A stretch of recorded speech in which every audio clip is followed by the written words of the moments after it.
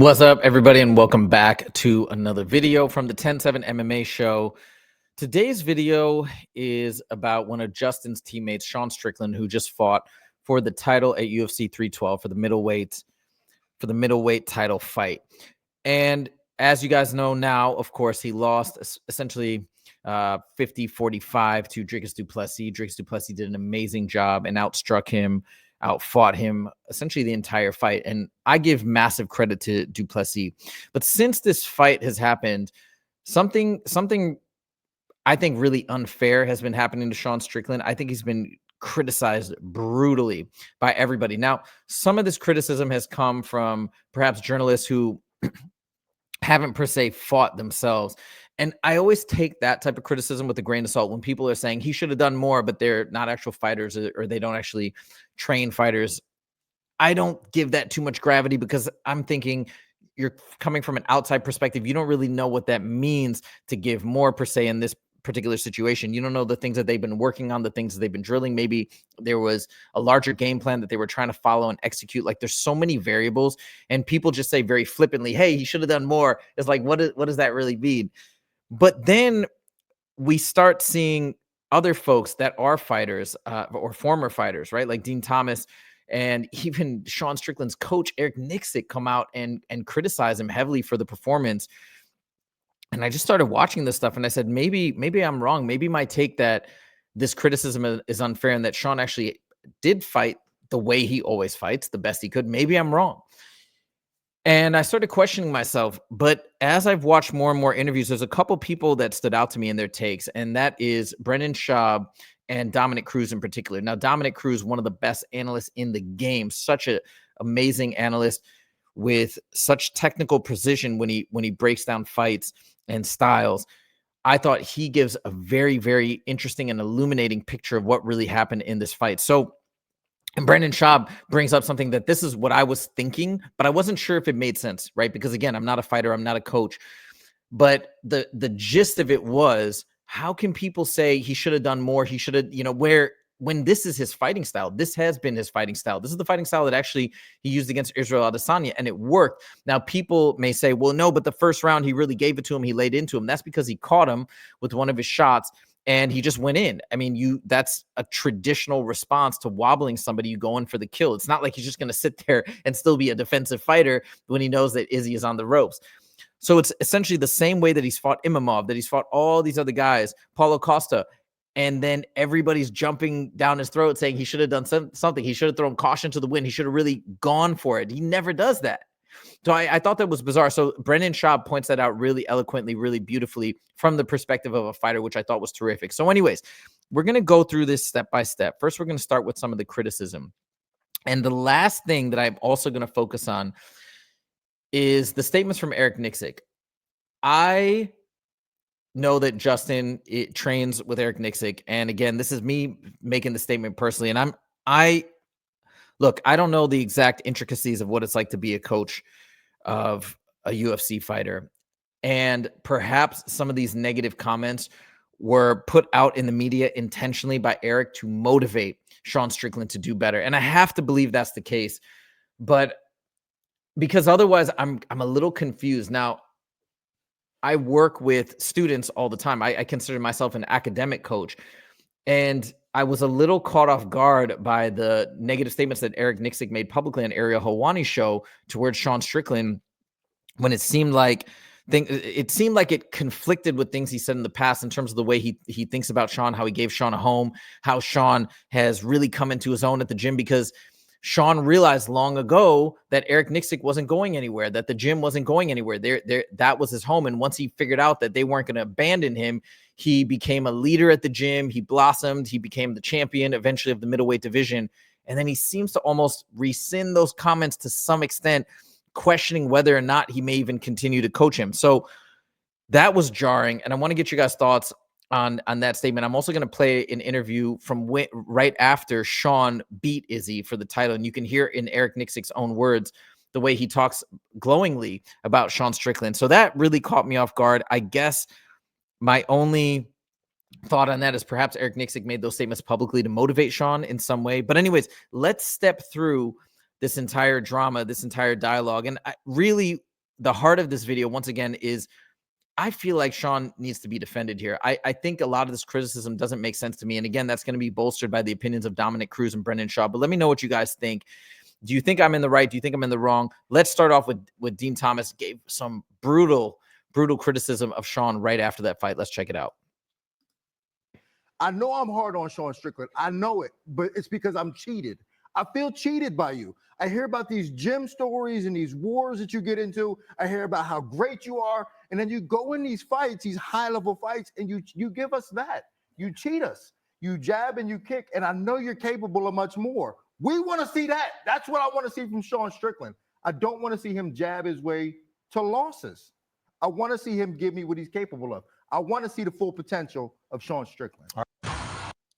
So my response is, and look, this is Dean Thomas. He's an expert. He's been there, right? He's somebody that we have to take his opinion seriously, but he's quoting stories of gym wars. And that, it's essentially hearsay. And at the end of the day, what have we seen from him time and again in his fights? He fights with the same strategy and technique. So if you're saying that you feel cheated, I feel like that's kind of on you because you're not paying close enough attention to how all of his fights have gone up to this point. Have you ever seen him throw a head kick, a roundhouse head kick? I mean, it's just not in his arsenal.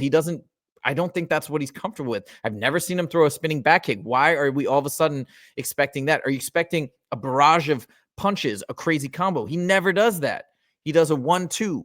I think somebody mentioned maybe sometimes a 1-2 and then a 4 followed up with a right hook. So where are these expectations coming from? Is it solely fueled from the tough talk during the presser and the buildup? I mean, and if so, I don't know what to tell you because that's just the talk. That's just the buildup.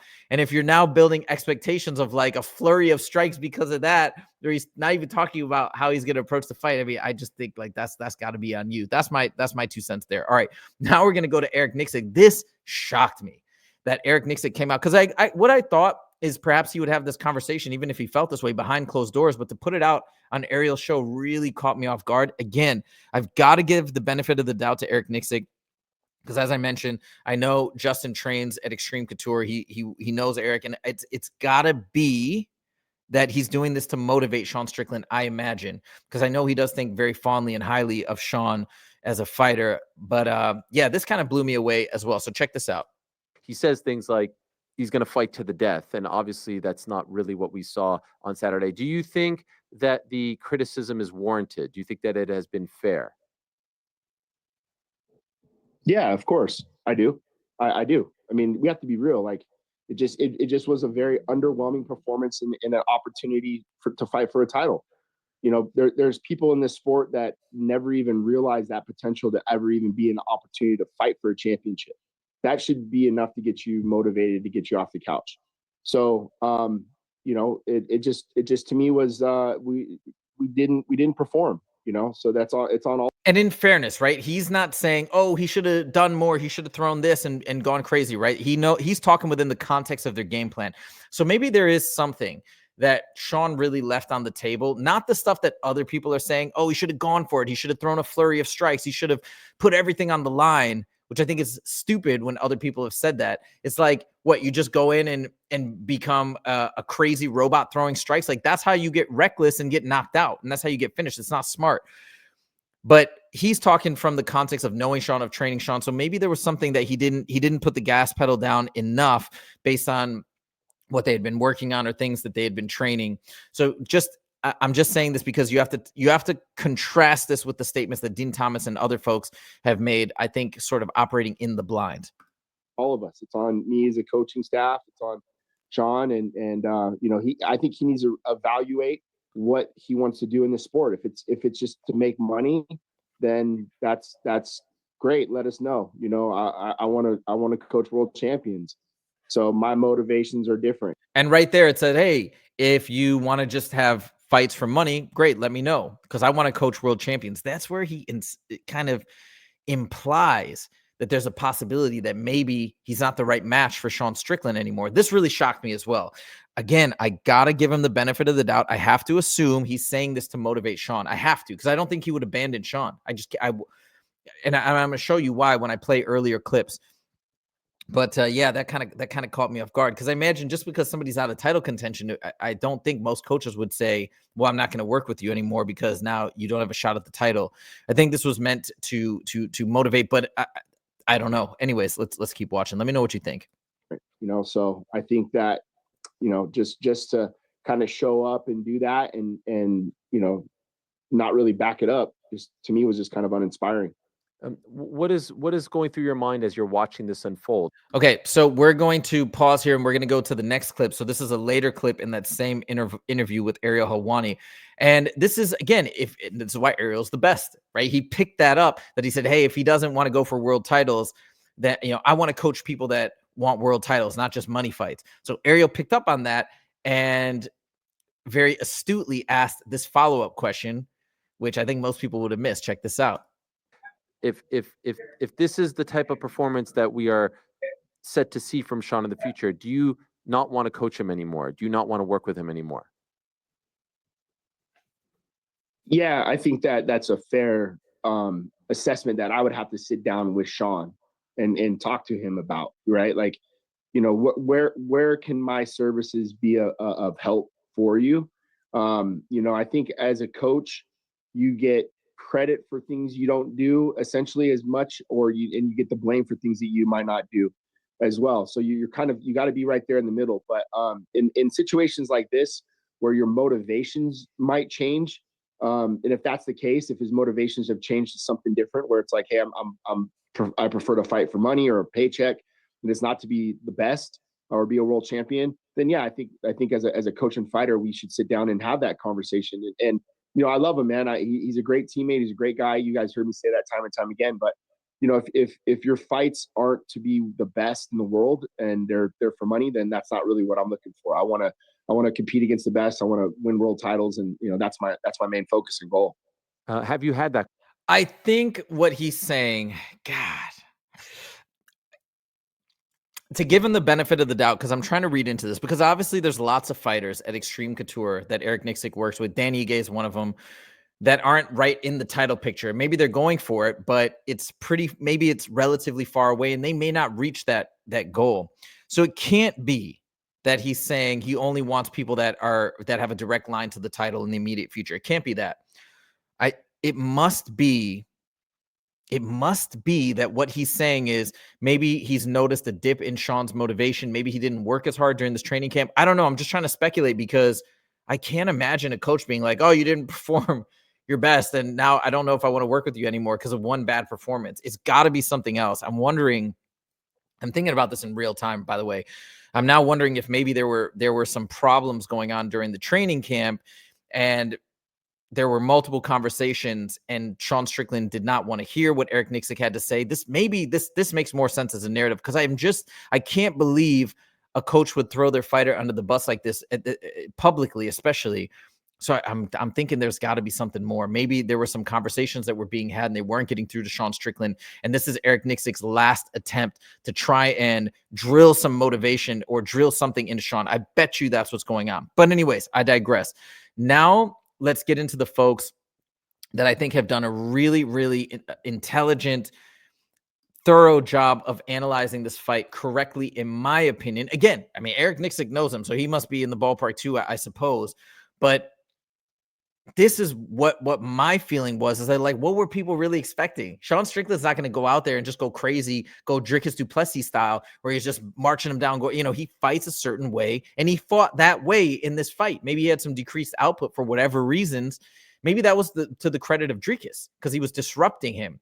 And Dominick Cruz talks about that in particular. He says, I'm not going to play that part of the clip, but he says what Dricus did, which was amazing, which a lot of people are missing, is he threw Sean off. Sean was off balance the entire fight. Part of that is because of Dricus's movements that are atypical. Part of it is that he's got constant forward pressure. So Sean he said is one of the most balanced fighters in the UFC, and Sean could not get his balance. That threw off his rhythm. And I bet you that's part of the reason why his output was so low. Not just because maybe Sean didn't want to throw, that everybody's just putting it all on Sean, like he didn't want it enough. Maybe that's at the heart of this, and people just aren't giving enough credit to DDP and his game plan. But anyways, let me play this clip from Dominick Cruz. I think he analyzes this fight and explains Sean Strickland's performance perfectly. Check this out. I tip my hat to him because Strickland is not an easy guy to beat. That's the other thing you keep hearing. Strickland's not who he says he is. He didn't go to the death. I disagree. I think, when you see this dude's nose explode before the fight's over and he keeps fighting, I think that people underestimate the level of pain that actually is and how much it throws you off. I mean, it takes me back to the Justin Gaethje versus Holloway fight. Justin Gaethje is easily one of the toughest guys in the whole planet. Everybody knows it. And that threw him off. Felder, you've broken your arm in the middle of a fight. I've broken my hands in the middle of fights. I don't think people at home really give dividend to Strickland for the toughness that he showed against him twice. And in these fights, it wasn't easy to do what he did. Now, people are going to bash him because he talks heavy. So that's what that's more about, I feel like. But, I tip my hat to both guys. It was a very technical battle. But there you go. Technical battle. Maybe it's because of the talk, but if that's why you're upset, that's on you. I got to say, that's on you. That's how Strickland fights every single fight. And again, he broke his nose. People need to realize any normal person that's criticizing Sean Strickland, I can kind of get it if another fighter is like, dude, getting your nose broken isn't that big of a deal. Okay, I can kind of understand that. But I know that's not the case. But for regular people like me, like other journalists and other folks on YouTube, yo, if your nose is shattered in 6 places, you're not going to keep fighting. If you're, you know what I mean? The rest of us, that is devastating. Your eyes water. You probably can't breathe. So now your cardio's impacted. Blood's coming down. You're in excruciating pain. Not only that, he had to reset it on his own. Most of us would immediately go to the emergency room. He's resetting it and then continuing to fight. That's crazy. That's crazy. People are criticizing Sean Strickland for not going for it. The more I'm thinking about this is just making me angry because I just think it's so unfair. How many people have done that? Reset their nose. I can't remember if it was 3rd or 4th round. I think it was the 4th round where he had his nose broken, maybe 3rd. And he still kept on going the rest of the fight. He was disoriented for a while. Yeah, he was backing away, trying to set his nose and stay in the fight. And then he did. And I mean, I don't know. All right, now we're going to hear from Brendan Schaub talking about DDP. So first, he's going to talk a little bit about his style and what makes him great. And then he's going to contrast it with like when people were saying, hey, you should have done more. He's like, what are you talking about? Okay, check this out. The reason Sean Strickland got to the top of the heap the way he has is because of his defense. That's it. Defense and pressure. That's it. That's it. That's what got him to the dance.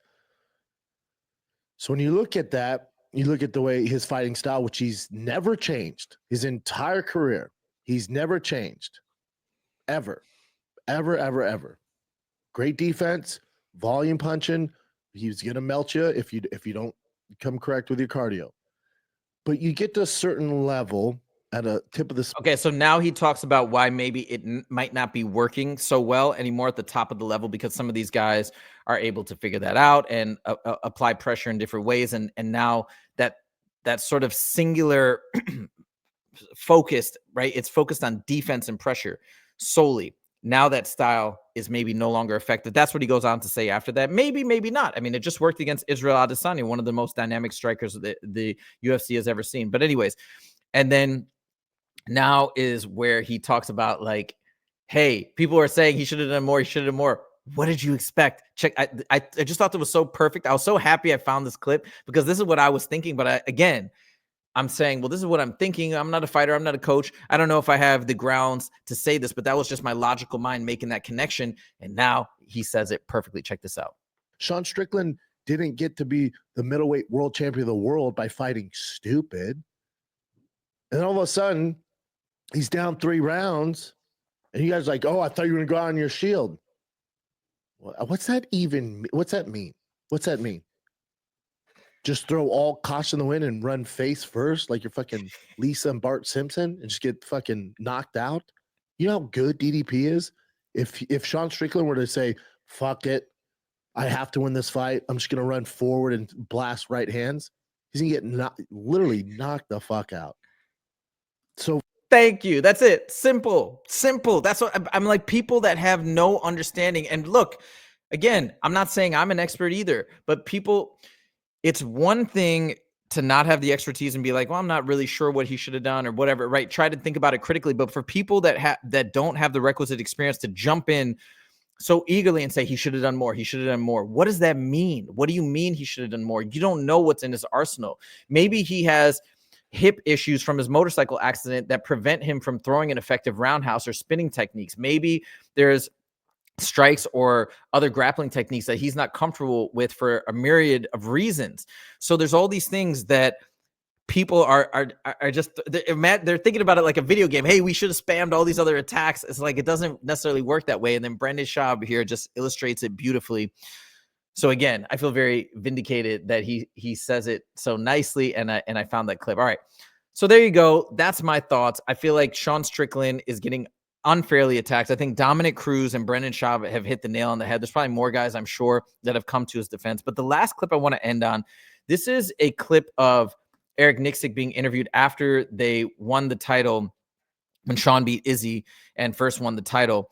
And this is him talking about Sean Strickland. So I just wanted to contrast this with his harsh statements before, and then I'm going to give you my final thoughts on everything that's going on. Check this out. I mean, I was just happy for the guy, you know, more than him, more than anything, just him. Like, I think it just, he gives hope to a lot of people, you know, whether you like the guy or not, whether some of his things that he says are very outlandish and very brash, and they come off-putting, not only to most, but to me included. But when you know his story and you know who Sean is and what made Sean the way he is today, it is a replication of, I think, hope to many, many people. That I think there's many people in this world, especially during that, you know, late 90s, early 2000 pandemic of opioids and people addicted to drugs and, you know, broken homes and all the shit, man, that this guy had to go through. So it was a great moment for me just to sit back and just take it, and, like, you know, we gave this guy a home. We helped this guy succeed and realize his full potential. And not only this gym, but, you know, his girlfriend, you know, the people around him, Alex Zarate, myself, you know, it was a moment I felt that just was a very, very nice human element to it. So you listen to this final clip, and some of the things, the notable things that stand out to me is he says, we gave him a home. It sounds like they gave him a family. They gave him consistency. And that's what he said in other interviews is once Sean realized that they weren't going anywhere, that they weren't going to abandon him, they weren't going to kick him out of the gym, that's when everything started to click. It's like those abandonment issues, perhaps, that maybe we all have probably our own fair share of issues and even abandonment issues to some extent. But whatever was maybe causing Sean issues previous to that at other gyms or at other programs, they went away because now he felt secure. Now he felt like he had a foundation, and then he began to thrive. Then he became the leader in the gym. He's like the captain of their team. And so he talks about all of this very glowingly in this interview. And then now today, contrast that with him saying, yeah, I don't know if he's going to be like this. I don't know if I want to coach him anymore. Basically, he said we're going to have to sit down and have a conversation. Now, is that just a bluff? Is that just to motivate Sean? I'm really hoping it is. I think it probably is. I don't think he would abandon Sean, not after saying these types of statements. I would really hope not. But anyways, just wanted to share this. Let me know what you guys think. I'm going to have to give Eric Nicksick, who's such a well-known coach with such a great team, the benefit of the doubt, meaning that he must be saying these negative things about Sean in the media to the public to motivate him. It's got to be that. But again, it's speculation. Anyways, let me know what you guys think. This is a lot of drama unfolding after this fight. But let me know what you guys think in the comments. Again, I can say at a minimum, I do believe that Sean Strickland is getting unfairly attacked for the way he fights, because it's the way he fights and it's the way he's always fought. So I don't know what people are tripping out about. Let me know what you guys think. Like this video if you did like it, and make sure to click subscribe if you want to see more from the 10-7 MMA show. Thank you guys so much for joining. We'll see you in the next video. Take it easy.